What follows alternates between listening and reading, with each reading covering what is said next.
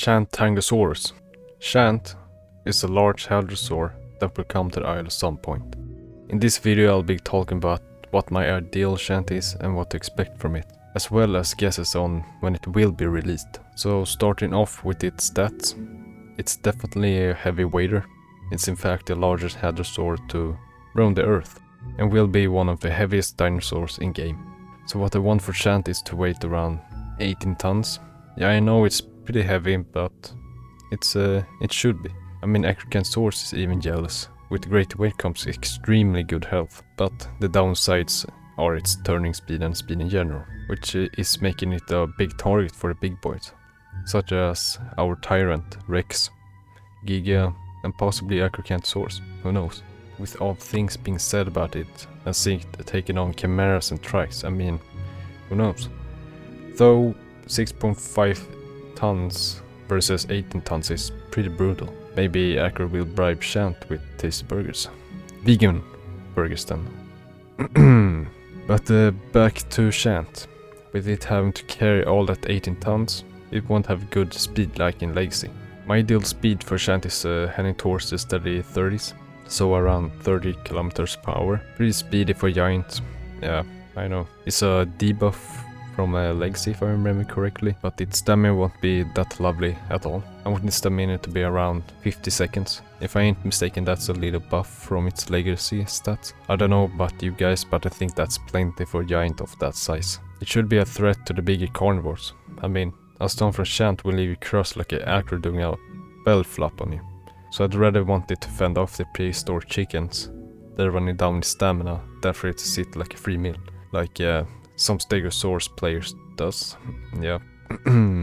But let's start with combat attacks. We can see from the concept art that we're able to stomp, and holy acro, it can stomp. Just look how it's crushing Albero's ribs and spine. Sadly, Albero gets obliterated by that Shant. 1500 damage stomp is what I want.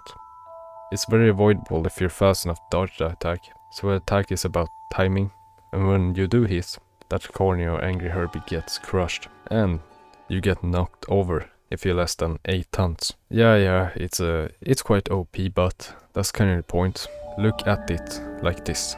It's something you want to avoid.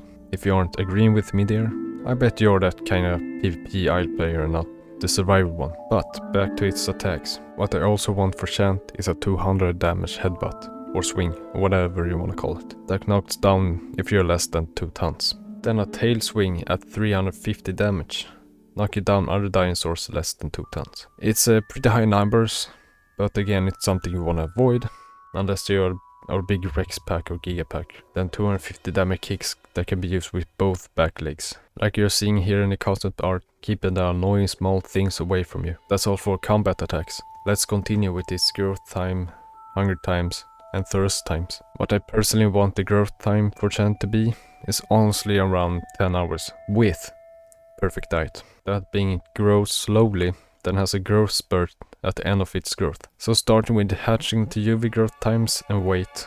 Again, this is my ideal Shant.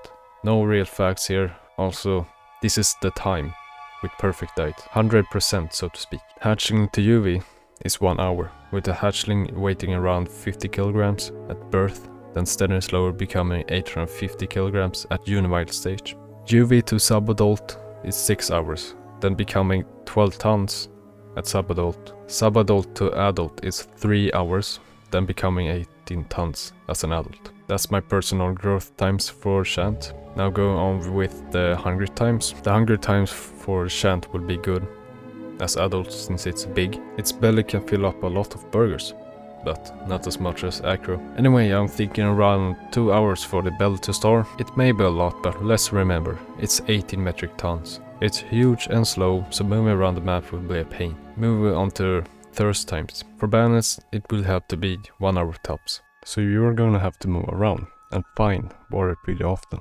Then going over to bleed. I could see it having a good healing towards bleeding, but not doing a lot of it besides its stomp then. And the healing in general being pretty good for a giant, so to say. And now it's time to give my opinion on the model and guessing its release date. I think it's very beautiful.